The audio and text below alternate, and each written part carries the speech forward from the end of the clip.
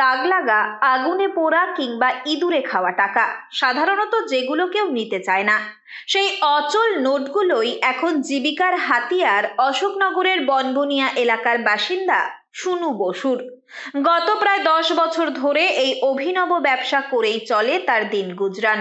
প্রতিদিন সন্ধ্যা নামতেই নিজের 2 চাকার সাইকেলে মাইক বেঁধে অশোকনগরের বিভিন্ন বাজার, অলিগলি ও পাড়ায় ঘুরে বেড়ান সুনুবাবু।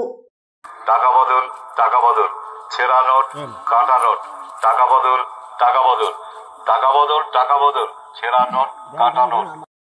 এলাকাবাসীর কাছে এখন তিনি পরিচিত দুয়ারে টাকা পরিষেবা নামেই। সুনু বসু জানান, ব্যাংক বা রিজার্ভ ব্যাংকের নিয়ম অনুযায়ী এসব নষ্ট টাকা ফেরত পাওয়া সম্ভব, তবে সাধারণ মানুষ প্রায়ই ঝামেলার ভয়ে ব্যাংকে যেতে চান না, ফলে তারা তার কাছেই এসব নোট বিক্রি করে দেন। তিনি সেই টাকা সংগ্রহ করে নির্দিষ্ট নিয়ম মেনে রিজার্ভ ব্যাংকে জমা দেন। বিনিময়ে টাকার অঙ্ক অনুযায়ী কিছুটা কম দাম দেন বিক্রেতাকে। যেমন ছেঁড়া 10 টাকার নোটে মেলে 7 থেকে 8 টাকা, আর 3 টুকরো হওয়া 100 টাকার নোটে মেলে প্রায় 30 টাকা। গড়ে 15 থেকে 20% কাটেন তিনি। 58 বছর বয়সী এই ব্যবসায়ী দীর্ঘদিন ধরে ডায়াবেটিসে আক্রান্ত।